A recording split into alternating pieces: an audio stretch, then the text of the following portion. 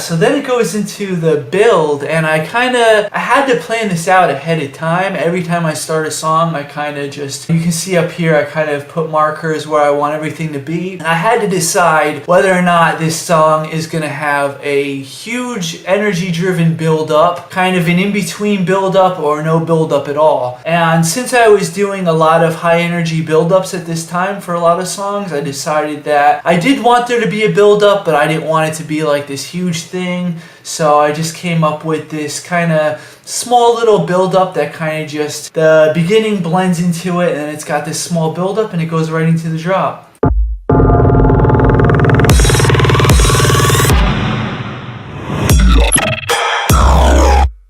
Yeah, it turned out really good, I think. So this time I didn't bother to put anything before the pre-drop, because kind of switching it up a little bit, I always kind of have some kind of vocal before the pre-drop, so decided not to have anything there.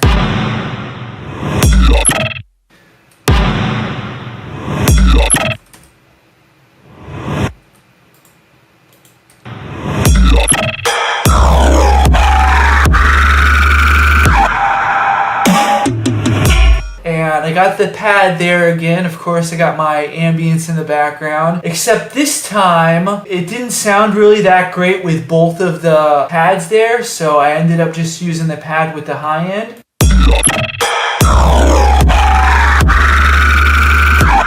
I tested both of them initially, and it just so happened that this pad fit better.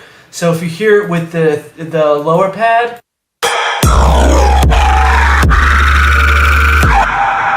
it kind of does fit, and I like the way it sounded, but I ended up just going with this one instead. And then I even tried both of them.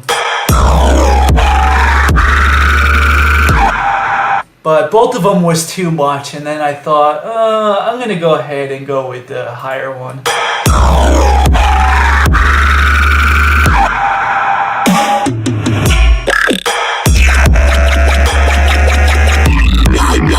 Yeah, so another thing with these pads in the background during the drop is that if I were just to have the pad, if I just had like a pad there the whole time, it would just sound really boring.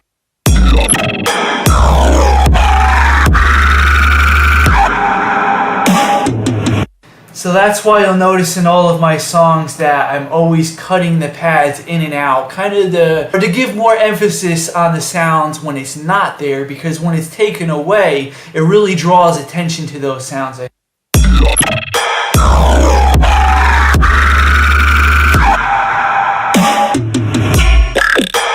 Yeah, and so then it goes into the toms, which for some reason I didn't go ahead and render out these toms, which is very important. That is something that you really have to do, because if you listen to just the toms, well, I put them on mute here, but if we go ahead and unmute them,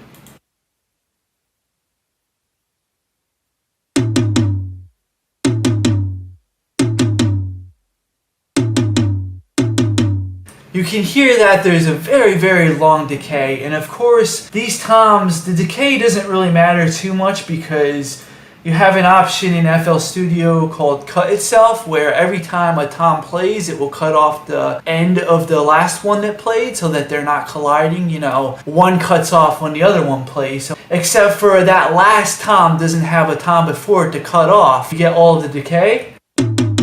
And you don't want that, because then it's going to bleed over into the next part of your song. As you can see here, we got this end tail right here that's bleeding over. So to fix this, all you need to do is consolidate it, or as you would say in Ableton, freeze it, and bounce it down to audio and then cut that off. So what else? So the second part.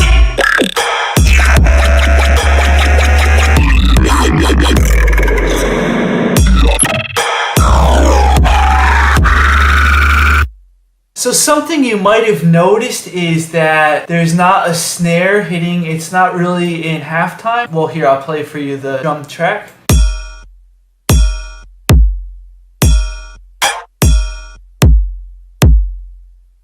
The snare was removed a lot. I took that out at a lot of places. There's no set point on the song about where I remove it. It's only removed where I think that it wasn't benefiting the song. For example, if I was to go ahead and put this back where it should be,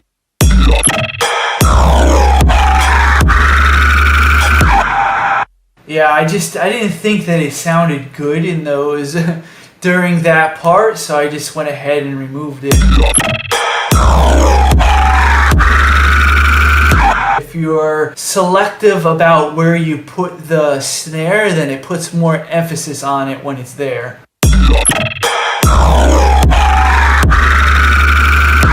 And then at the end of this bar right here,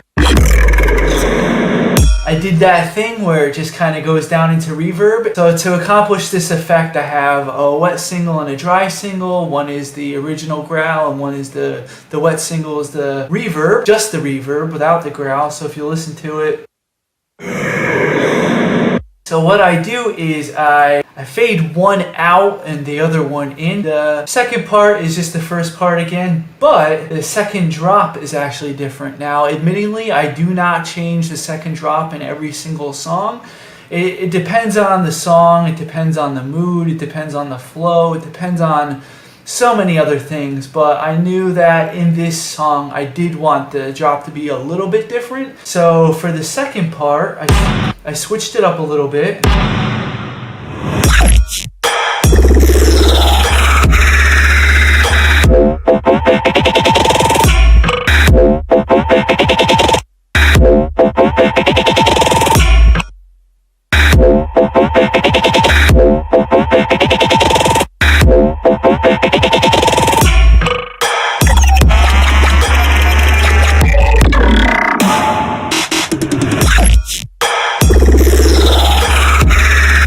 And yeah, I forget exactly what I did with these sounds, but I do remember that I'm pretty sure that these sounds were from the first part here, and I changed the pitch, and I might have actually even reversed them. So let's see.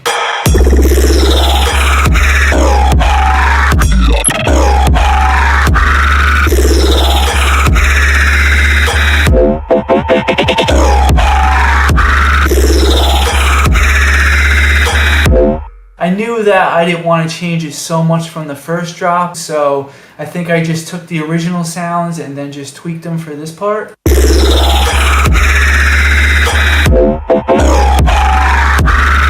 I can't sit here and tell you I remember exactly what I did because this was a while ago, but I do remember having fun with that.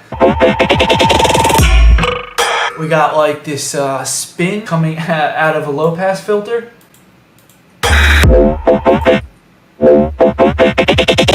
So before I put the pad in here, it sounded like this.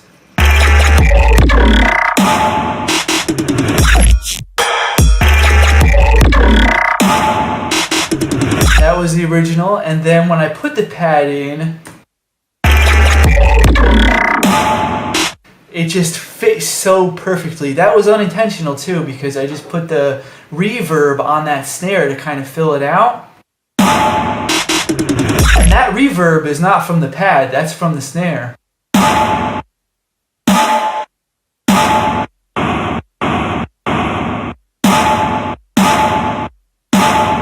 But it sounds like it's coming from the pad, it just fits it so perfectly.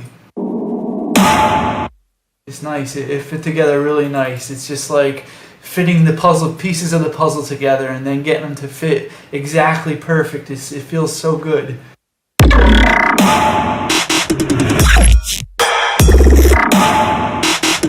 Then again, here we're taking away the energy and pulling it back into the next part. Got the trap snares here.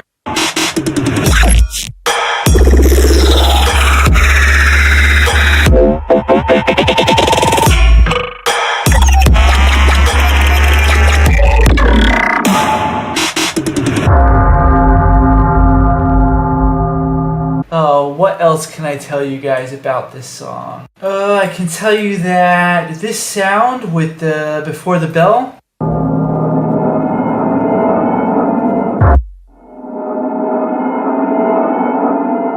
That was made in granular synthesis. With this one granular plugin I have, you can actually load in multiple samples. So that was the result of like 2 different samples that I created and then put them into this granulizer. And then from there, I kind of combined them both together and set different starting points for each sample to play. And that's how I came up with this sound. There's a lot going on in here. Not as much as some of my other songs actually, but yeah, there's a pretty decent amount of sounds in this one.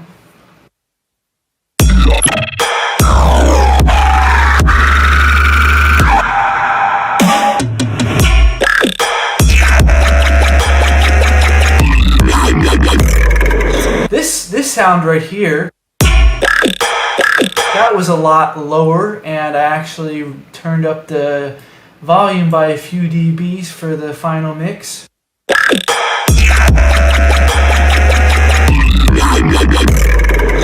Same with another sound over here. Actually, the sound over here I actually ended up compressing more, not just turning up the volume.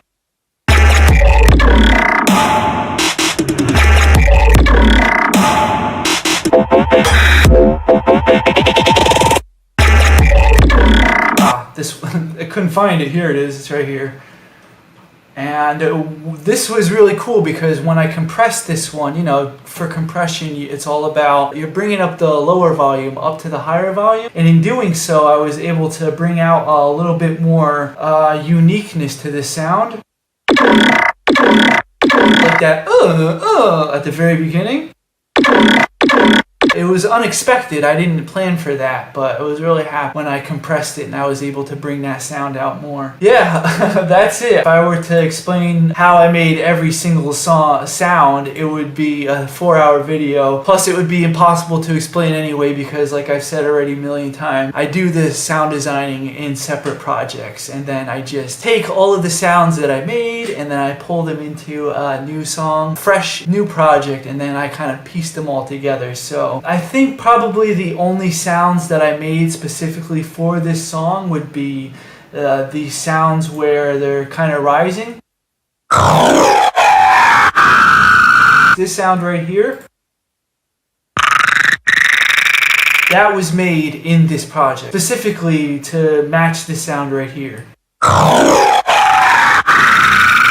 And then I actually layered 3 sounds together for this one. I added on a growl. That's what this sound is. Yep, that was a growl, and I just stretched it and pitched it, and of course side chained it, as you can see here, because I do have a snare on there and a kick. So you can't really hear the growl as much in this as you can hear it when it's isolated, but if I take it away, I think you could hear it more.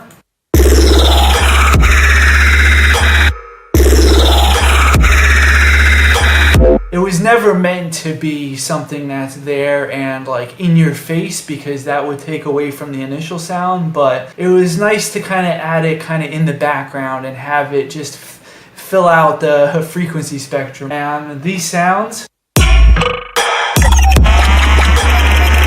I love these sounds. These are some of my favorite sounds to make. I hope you guys enjoyed this video. If you guys have any more questions, or if you guys just want to know more about my sound design, go ahead and leave a comment. Thank you so much for watching. If you enjoyed this, comment, like, subscribe, and I'll catch you guys in the next one. Thank you so much for watching. Thank you for watching, and don't forget to like and comment, subscribe, and check out other videos.